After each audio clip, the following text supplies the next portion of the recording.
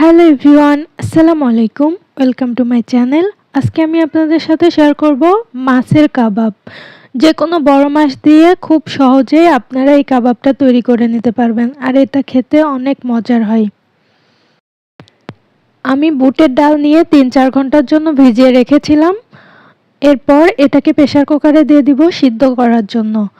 এখানে কিছু গরম মশলা দিয়ে দিব, দারচিনি দিলাম, এখানে আদা রসুন বাটা দিলাম ১ চা চামচ, এলাচ দিলাম, পরিমাণ মতো লবণ দিয়ে দিবেন।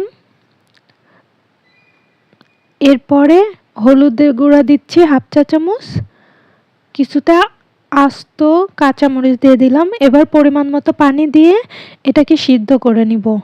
এখানে ৫-৬টা ছিটি উঠলেই সিদ্ধ হয়ে যাবে। আমার ডালটা সিদ্ধ হয়ে গেছে, এখন এটাকে ব্লেন্ড করে নিয়েছি। এখানে আমি ৪ পিস বড় রুই মাছ নিয়ে নিলাম। এরপরে কিছুটা হলুদের গুঁড়া, সামান্য পরিমাণে লবণ এবং পানি দিয়ে এটাকে সিদ্ধ করে নিব।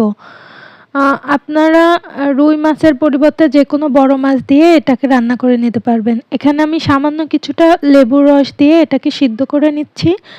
আমার মাছটা সিদ্ধ করা হয়ে গেছে, আর পানির পরিমাণ মতো দিবেন যেন এক্সট্রা পানি না থাকে। এবার মাছের কাঁটাগুলোকে আলাদা করে নিচ্ছি। মাছের কাঁটাগুলো আলাদা করে নিয়ে এখানে আমি মাছটাকে ম্যাশ করে নিয়েছি। এরপরে যে ডালটা ব্লেন্ড করে রেখেছিলাম সেটা দিয়ে দিলাম। এখানে বিস্কিটের গুঁড়া দিয়ে দিচ্ছি 2 চামচ। এখানে কাবাব মশলা দিলাম 1 চা চামচ। এরপরে কড়াই কিছুটা তেল দিয়ে দিলাম।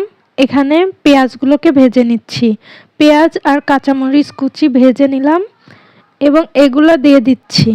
এরপরে সামান্য কিছুটা ধনিয়া পাতা দিচ্ছি। এবার সবগুলোকে একসাথে ভালোভাবে মিশিয়ে নিব। আমি এই পর্যায়ে দেখে নিলাম লবণ ঠিক আছে কিনা। লবণ কিছুটা কম ছিল জন্য লবণটা দিয়ে দিলাম। এরপরে আমি একটা ডিম ভেঙে দিলাম। ডিম ভেঙে দিয়ে ভালো করে এটার সাথে মিশিয়ে নিলাম। এখানে সামান্য কিছুটা কর্নফ্লাওয়ার দিলাম। এখন আমার মিশ্রণটা রেডি হয়ে গেছে। এখন এটাকে আমি কাবাবের শেপ দিয়ে দিচ্ছি। আপনারা আপনাদের পছন্দ মতো শেপ দিয়ে নিতে পারেন। আমি সবগুলোকে কাবাবের শেপ দিয়ে নিলাম। আমার সবগুলো কাবাব রেডি হয়ে গেছে। এখন একটা কড়াইয়ে পরিমাণ মতো তেল নিয়ে গরম করে নিব। এবার আমি সবগুলো কাবাবকে দিয়ে দিচ্ছি। চুলার হিটটা একটু লোতে রাখবেন। লোতে রেখে 2 থেকে 3 মিনিট রাখার পরে এটাকে উল্টে দিতে হবে।